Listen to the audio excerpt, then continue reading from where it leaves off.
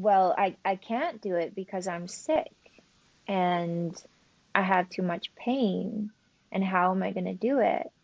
But then the other side of me says, okay, well, you can sit in your house and you can just rot and die. What is it going to be?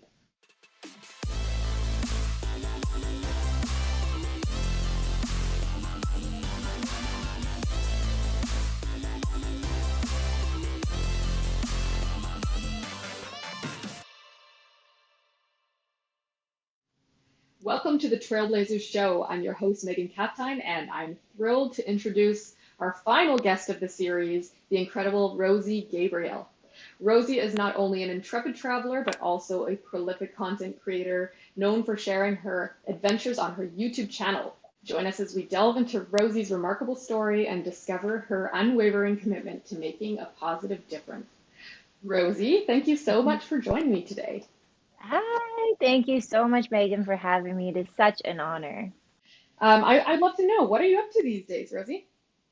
I just got back home to Canada. It's been a year since I've been back, so I'm in my humble dwelling in the interior of BC here.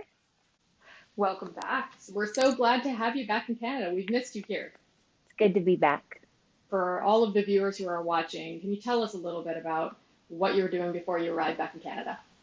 I've actually been living in the north of Pakistan. I shifted to Pakistan a few years ago, and I live in a small village up north. And in between the adventures that I'm having up there, I've done a few other trips. And yeah, just sort of living life and having an amazing time. I'd love to hear more about Pakistan. How did you end up there, of all the places? Like everything in my life, it just sort of flows, and I just kind of wait for these opportunities to present themselves. And I'm like, okay, universe, what's next? And a door opens, and I take that opportunity. So at that point, I have been traveling to different parts of the world on my bike, and it came to, I guess, the winter time. I was like, I don't know where I'm going to go. And I was like, universe, where should I go? And literally a couple days later, I got an invitation to travel to Pakistan. And it was kind of on this like group um, group media tour thing, which I'm not a group traveler. This is not sort of my thing, but I was like, Hmm. well, if you guys are going to pay for my visa and my flight, I will come do your little group tour so long as I can do my own thing afterwards. So they're like, sure, why not? And I was like, all right, I'm going to ride a motorcycle across the country. And at that time, I didn't really know if it was possible. I didn't know the logistics behind traveling there. I didn't know anything. But I just sort of put it out there like, this is what I want to do. And so I managed to get a sponsored bike over there. And I took almost 1 year and I did 11,000 kilometers across the entire country. And so in that time, I ended up meeting someone who I ended up marrying. And and so yeah, so I moved there to be with him for the time being. Amazing. So, how many years have you been in Pakistan now? My trip was in 2000. I first went there in 2018. I got there in December, and I traveled till 2019 in December, and I moved the following year in 2020. Yeah, almost 4 years. Oh gosh, almost 4 years I've been there. 4 years. I think that's something really neat Yeah. about you, Rosie, is that you do these incredible travels and you spend a lot of time in the places that you go to. I think that's something that Mm, separates you from a lot of other motorcycle travelers is you've always been kind of more of a slow traveler and you really take the time to get to yeah. know the cultures. I mean, in this case, you really got to know the culture. I got a very immersive experience, and I certainly cannot brag about the amount of countries that I travel to because it hasn't been that many. Because, like you said, I do travel exceptionally slow because I don't feel the need to. blast through a place. Like I really love to get to know the people and the culture and, a more in-depth experience about where I'm Mhm. traveling, because that for me is the experience of travel. So I just sort of take as much time as I need. And in this case, it's been a long time. Absolutely. I know that you even got to travel to places in Pakistan that a lot of the locals don't go to. Like you were even in Baluchistan, and you really went all over the country while you were there. On your first trip, right?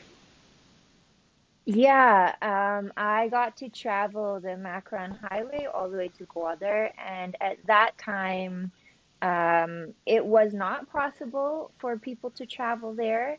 I actually got special permission to do that, and so that was a really unique experience for me. My whole thing was that I I wanted to meet the people and I wanted to have a raw, authentic experience. And so, going to these places where they had never met a foreigner before, especially a woman on a bike, was just like unreal for them. And it was truly special because no matter where I went, they just treated me with so much love, and the kindness and the openness that people had and the receptivity that I experienced just being welcomed into people's homes. Um, Sometimes when people had absolutely nothing and they just give so much, it's really a humbling experience for me, someone coming from the West. We don't understand how privileged we really are with even Hmm. the smallest things that really we take for granted, and we have no idea. It just feels normal, like to have running water or heat, or these very everyday things that you would think is a basic thing for life. A lot of people don't have that, and so I've had the exceptional experience of getting to experience that, to see that, and to see how other people live. So it gave me a more you feel so grateful after that, and it's really a special experience. And it's really special that you were able to share so many of those experiences through your YouTube channel. I really enjoyed following along, and I particularly loved the story of your friend Prasanna, if I'm saying her name correctly, the Prasanna. Persona, yeah. So when I was crossing Baluchistan, which is basically the southwestern region of Pakistan, and it is a very, what can you say? It's not very developed. The people don't have a lot of support there. It's very barren and raw. And I happened to come across, I was actually flying my drone. I was in this beautiful, oh my gosh, it was like the mountains were hand carved, the most beautiful place. And I was driving down this road flying my drone, and all of a sudden, these local village kids came out and they were so intrigued to come across this. And this woman came out with these kids and she invited me into her home. And just to give you a kind of visual, it's like a desert-like um, terrain and sand, and they live in these small little huts that are kind of makeshift, made with like trees and wood and different materials. And so she invited me into her home, and the first thing is like in Pakistan, it's kana khao, eat more. Like they just love to feed you, and this is such a way to show their hospitality and their love. And afterwards, this woman invited me to stay overnight. And originally, I was thinking, oh, I can go camp down at the beach, I can stay wherever. But then I was like, what an amazing experience this would be to see what it's like to, she's inviting me. And first off, like, that is a huge honor for her to have, you know, an outsider, a foreigner staying in her home, and she can kind of host me. Like, that is a huge honor for them. Mm-hmm. And so I was like, I don't want to take that away from her, and I think this would be a really cool experience. So I stayed with her in this one bedroom. It was like maybe a 12 by 12-foot area, and there was no bathroom. Basically, there was no electricity, there was no running water, there was no bathroom. They had to go to the toilet outside behind the mountain, and it was end of March, but it was already almost 50 Celsius. Like, it was unbearably hot. And so for me, like, I just remember, like, when so I stayed there overnight, and there was a bit of a language barrier at the time because my Urdu is mujhe bahut thodi Urdu aati hai. It's very very less, and in fact in Baluchistan they speak Baluch, so her Urdu was Right. less. And but I had reception at this place, so I was calling somebody who was translating for us, and we just had the most beautiful time. Like, despite the language barrier, despite all these things, like, there was just such a beautiful human connection. And I came away from that experience just so touched. Like, this woman who had nothing, like literally nothing, and just giving so much to me, food, hospitality. She hand embroiders these dresses, and she gave me some dresses. And it really touched me. And to see, like, when I slept in her house that night, it was so hot. And I was like, it's only March, it's only end of March. Like, how does she survive in the summer?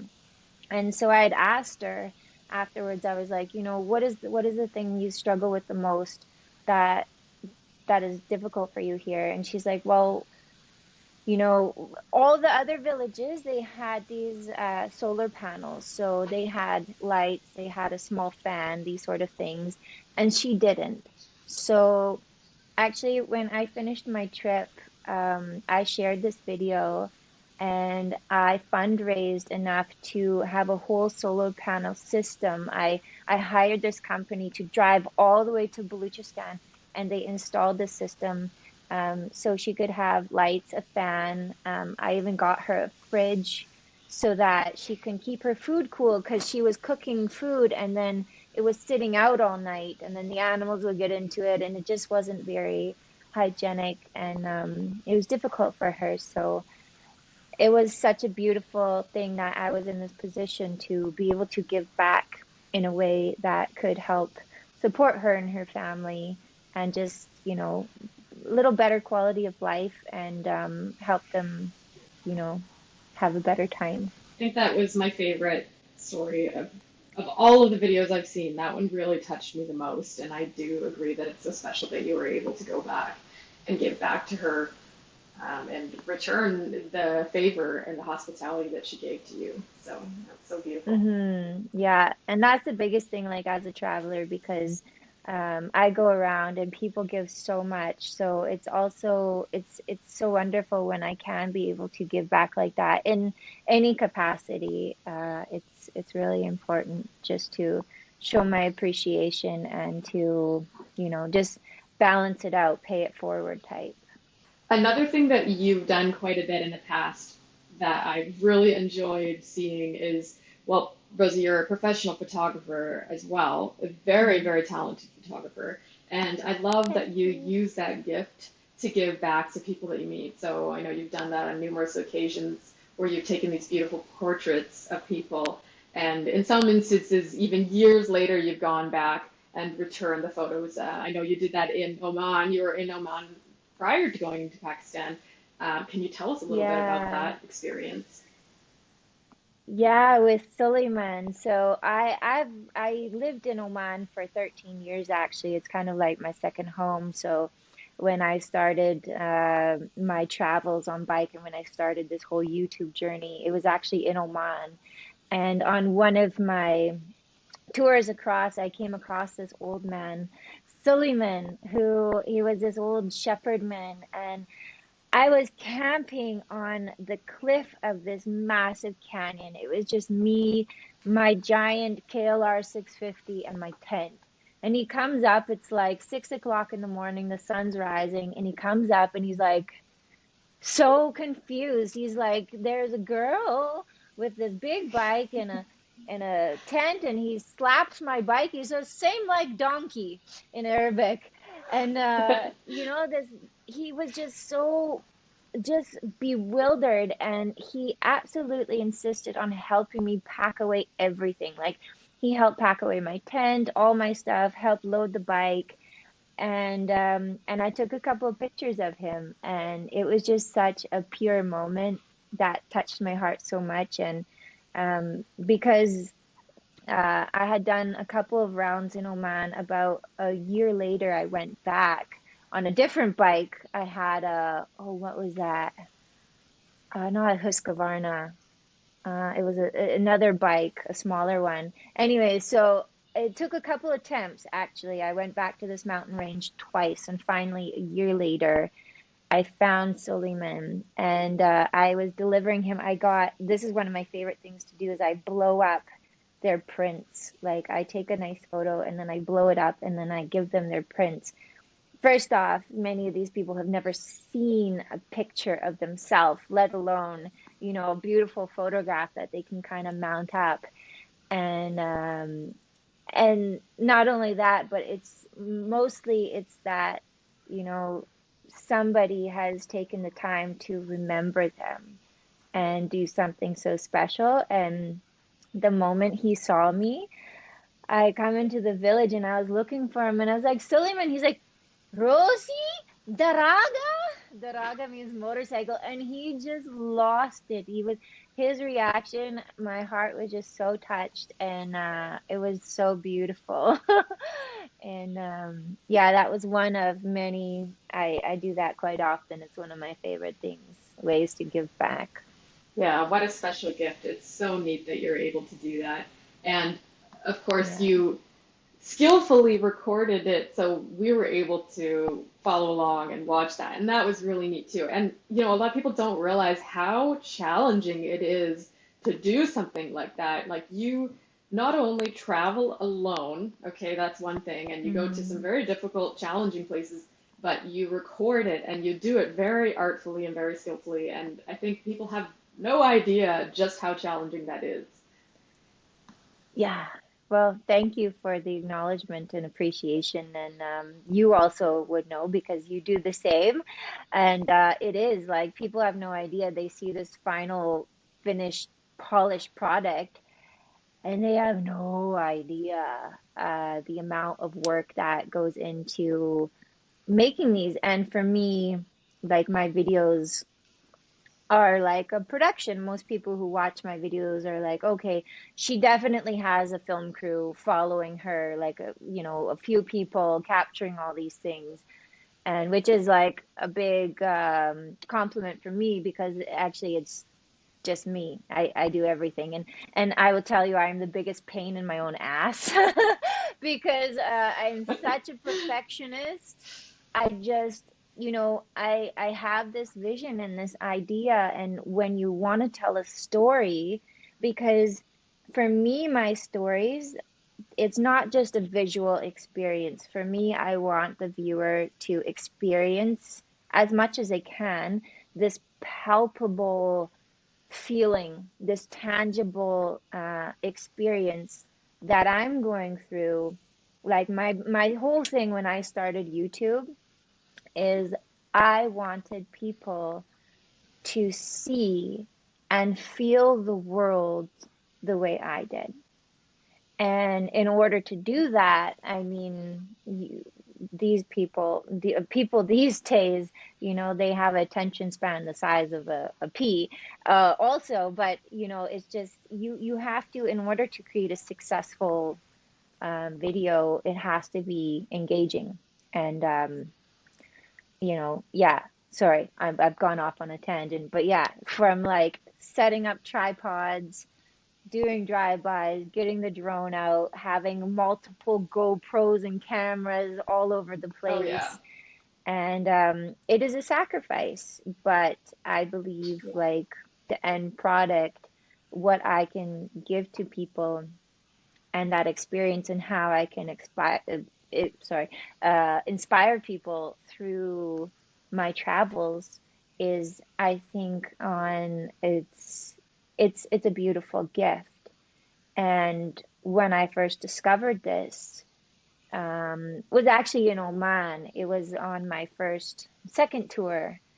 When I started this YouTube journey, because I rode many years before that, but this was something I came into, and I had this vision and this dream to inspire people. And just to give you some context and take you back to the beginning, I was very sick, and I was very sick for a lot of years, about 20 years. Well, my whole life, actually. I was actually born with an undiagnosed vascular condition, which means that actually, still to this day, there is no record of anyone else having what I have. I'm special. So, actually, what it was is that my arteries were disintegrating. So, as I grew, I lost function first in my heart. I had heart failure, I had kidney failure, I had stomach failure. Because if the very thing that is providing oxygen to that organ goes away, well, so does the organ. So, yeah, right from the get-go, I had a lot of challenges. And later, I had chronic illness and I suffered a lot with um, depression, anxiety, but mostly I had this chronic pain that was absolutely debilitating. And it brought me to a point in my life where I just hit rock bottom and there was nothing left for me. In the beginning of one of my videos, a lot of people got confused because you just see me crying and just literally giving up, like just pleading for a miracle. And at that point, it was like I had nothing left, and I was just praying, like have I not suffered enough in my life? Like I need something, and that was my life. And actually, a good friend of mine passed away, I'm and sorry. it was through that experience. Thank you. I realized he was only 31, and I was going back through our messages on Facebook over the years, and I was telling him how, because at the time I was a professional photographer, a quite successful one, and I was doing something I loved, but I was just not getting what I wanted out of life, and I was just caught in this revolving door. And um, I realized, because I was telling him, I was like, I don't want to be doing this. All I want to do is just ride my motorcycle around the world. Because my first trip I did, I was only 19, and I did 12,000 kilometers across Southeast Asia. And after that, I was hooked. I was like, I gotta ride. This is what I gotta do. But I got kind of just caught up in work and following this other dream of being a photographer. And I kind of lost my way a bit. But when I was going through these messages, I got a bit of a reminder, and I was like, wow, why aren't I doing that? Like, if I die tomorrow, which actually none of us, nothing is guaranteed. No, tomorrow is not guaranteed for any of us. And I had like this huge realization, like, if I die tomorrow, have I done everything that I wanted to do in this life? And I was like, oh my God, no, I haven't. Like, I have so much living I want to do, but there was this fear of, well, I can't do it because I'm sick and I have too much pain, and how am I going to do it? But then the other side of me says, okay, well, you can sit in your house and you can just rot and die. What is it going to be? You know? And Mm-hmm. so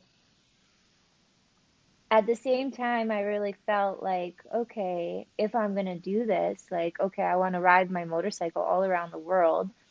Uh, I want to share that with people because I really feel up until that point, I had a lot of unique life experiences, and I feel like I see people differently. I see the world differently, and I want to share that with people.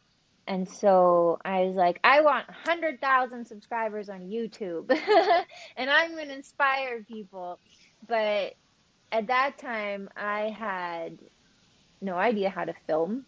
I had no experience. I was so scared in front of the camera. I was literally like, I was so insecure, but I didn't know, and I didn't know how I was going to get there. I just knew I was going to get there. And I had such a strong yearning in my heart and this knowing, like, no, this is what I'm meant to do. And so I didn't even have a bike. I didn't have an adventure bike. I didn't know what I was doing. But it's interesting when you step into this space of, okay, now I'm going to follow my heart, the universe just sort of supports you and doors start to open. And so I was literally like given bikes. People were just like, okay, here, use my bike, or, this would come up or this would come up. And it took like a year and a half of filming and like failing miserably because I was just like the filming was okay, but I was so scared in front of the camera, just and it was awful. It was awful. But I didn't give up. I didn't give up, and I just kept pushing. And then one day it clicked, and it was this time going back. It was this time that I was on Mazira Island. It's a small, tiny little island. There's like nothing there, and my bike dropped. So I was on this big KLR 650. Um, and like I said, I just sort of took any opportunity. So someone's like, here, use my bike. And I couldn't touch the ground. My toes were like this. And I had never ridden a big bike like this before. I had never ridden off road really before. And so I was going up into these huge mountain passes, and anytime I would like go to put my foot down, and if the ground was uneven, it'd slip out and I dropped the bike. Well, Hmm. with my chronic condition, my illness, I could not pick up the bike. I did not have the strength. My back was not okay. So it was really funny, actually. That's kind of how I got famous in the YouTube world because every Tom, Dick, and Harry on these KLR forums was like, "You're an idiot. You're going in these places and you can't even pick up your bike. Like, what are you doing?" But it was the most amazing thing, really, because when my bike would drop, like, I wouldn't see anyone for hours, and literally someone would come out of nowhere and come help me. Mm. And that experience, getting to experience firsthand this kindness of a complete stranger in a country, in a region where people say is not safe, that Arabs or Muslims or wherever, they're repress women and they're gonna attack you, or there's so much things that, especially at that time, the media, there was a huge hype. And there was this instance on this island where my bike dropped, and I ran off to the main like roadway, and I was just waiting for a car to come.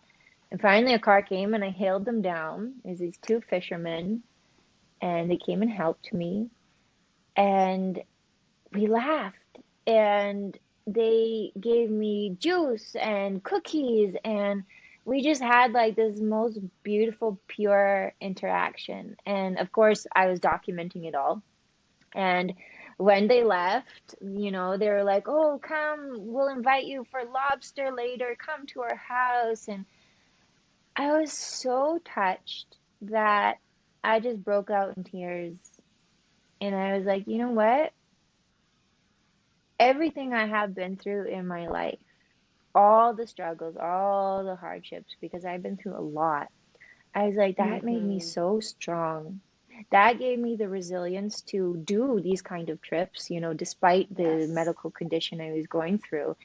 And that gave me the compassion to see through, um, you know, these stigmas or these judgments, and just to see people for who they are, which is, you know, another beautiful human being.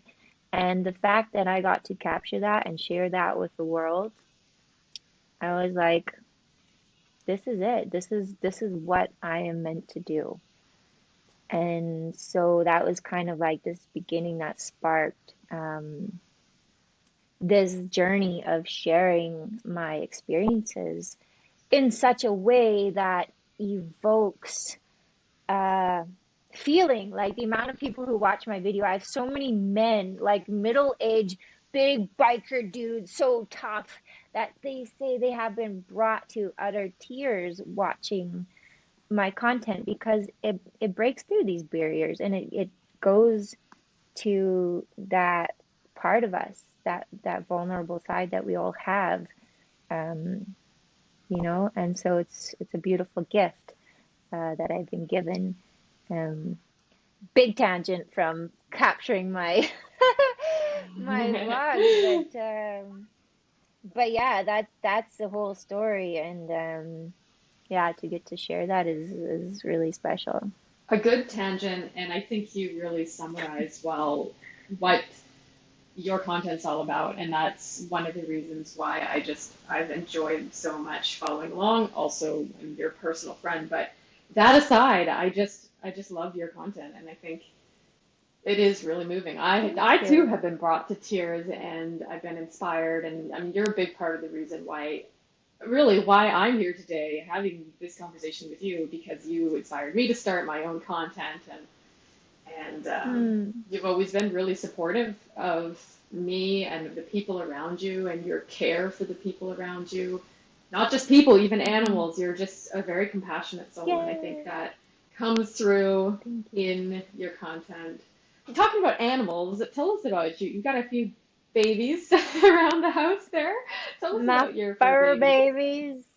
Yeah, so I have, well, they're not here at the moment. I've sent them away. They're a little distracting, but yeah, I've got little Winston, who's been with me for almost 12 years now, and he's a motorcycle babe. He's got his Yes. doggles, and he's ridden quite a distance with me, you know, all different places. Um, he's traveled with me in Oman. He's traveled with me across the US, and I even got him a sidecar, his little chariot, for here in Canada. And I've got another little rescue dog that I have picked up from Lahore, Pakistan, and I've brought her back here. And she's such an angel. And they're both such blessings in my life. They are really sweet. And you know, it's so fun. I've ridden with you a few times with Winston, and you have a Euro sidecar. Or you did have, right? It's the Euro sidecar you had? It was a Triumph. It was a Right. Triumph Bonneville, and I sold that last year. It was so sad, but you know, Oh, originally, yeah, I was, yeah, so gutted because it's so cute. It was the retro version, yes. so it almost looked like it was from the 1960s. It was gorgeous, Hmm. but I bought it originally for Winston and I to go from like Argentina to Alaska. And I Hmm. took this thing on a trip to the Rockies. So I did like it's a pretty small 2,000 kilometer round trip. And I was cursing the whole way. I guess for any of you who've never ridden a sidecar out there, because of the rig, the alignment, I mean, first off, it takes the joys out of riding a motorcycle because you no longer have this like nice turny, No but leaning. it's mostly like, no, there's no leaning. And it's pretty much like wrestling a gorilla because you have to use your full strength just to go in a straight line. And so, I mean, even just going from my house in the shoe shop here up to Vancouver, and my whole neck and back, I'm just like, oh, you know, so it kind of takes the joys out of riding a bit. It's super cute. It was Yeah. adorable, but I'm like, it's not practical at all, and it's yeah, it's not for me. So sold that, and yeah, I still have my trusty old Honda Shadows in 1983. Still my daily rider. What are you riding in Pakistan? Uh, mm, we got sponsored bikes. So when I first got to Pakistan, I had the BMW 700 GS, which was a phenomenal ride. I think that's one of my top bikes. I've ridden probably over 25 different kind of bikes. I haven't, yeah, a lot. I've ridden a lot of different kind of bikes. Um, 700 is one of my favorites. I had the 700 in the south, and then when I went north, I wanted something smaller to maneuver in the mountains. And so I got this 250 Tekken. It's a Chinese bike. Uh, it was not good. It was not good at all.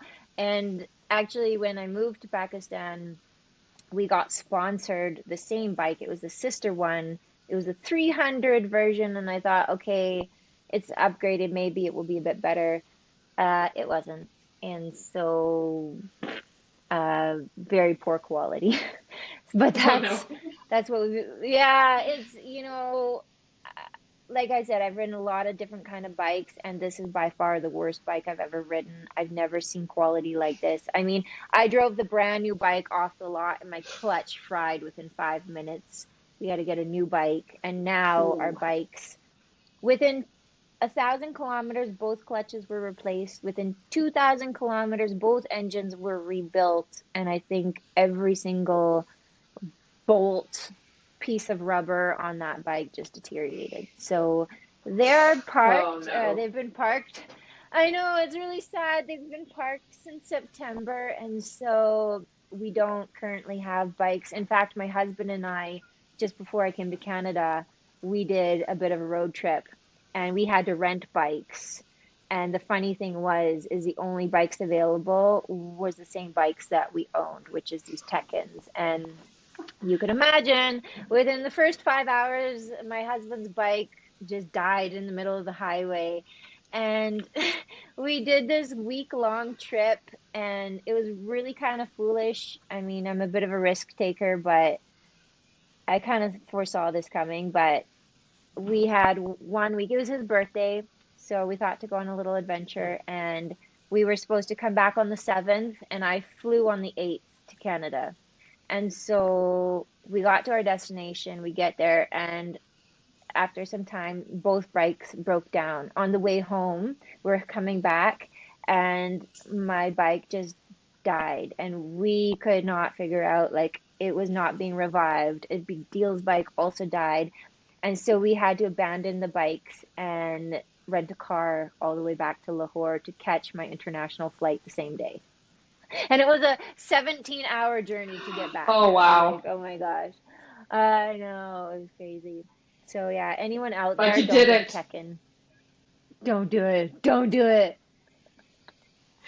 So I take it your sponsorship is now over.